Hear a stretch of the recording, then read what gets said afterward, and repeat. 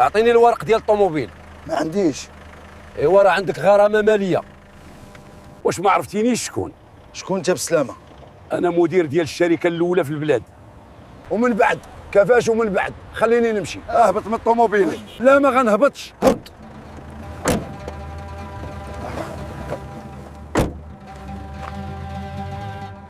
خويا عطيني جوج شفنجات. مرحبا اختي. العنوان ديال من هذا ياك ما مول الشفنج اللي عطاه ليا مكتوب هنا واش تقبلي تتزوجيني. واش ما كتحشمش؟ علاش كتبتي ليا ديك الكتبه في القاعيط؟ راه هذاك عقد الزواج في هذا الزمان غير مليوح. حيت المعقول قليل. فين راك غادي؟ انا غادي للسوق. جيب معاك شي شياطه المصارن ديال الفرارج المشي. شحال الدجاج؟ 27 درهم. اعطيني 1 كيلو معاهم مصارن.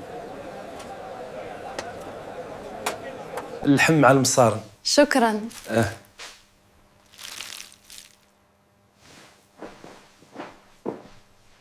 شحال ظريف؟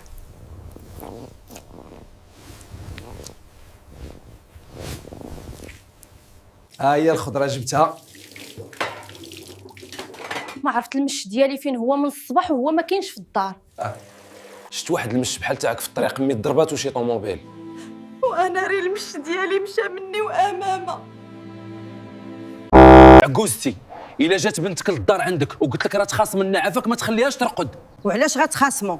راه اي عائله ما يمكنش يتزوجوا وما يدابزوش، ولكن كاينه مرا اللي كتصبر وكتجلس في دارها وكاينه اللي كتعصب وكتمشي لدار ماماها. صافي ولدي كون هاني، فاش تجي غنرجعها. شكرا لك بزاف عجوزتي العزيزه. ماما فوالا كان. ها ياك لاباس؟ راه دابزنا انا وراجلي وجيت نتهدن. رجعي عند الرجل دابا، ولكن ما كاين ما ولكن.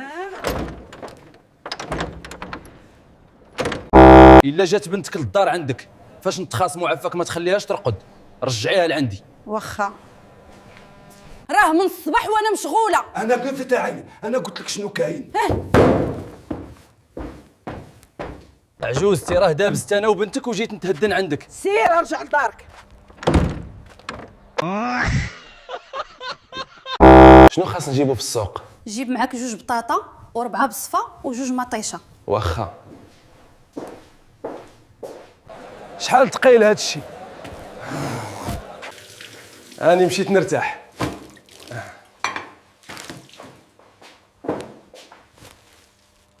راجلي اجي. شنو كاين؟ راه قلت لك 4 كيلو البصله ماشي وحده.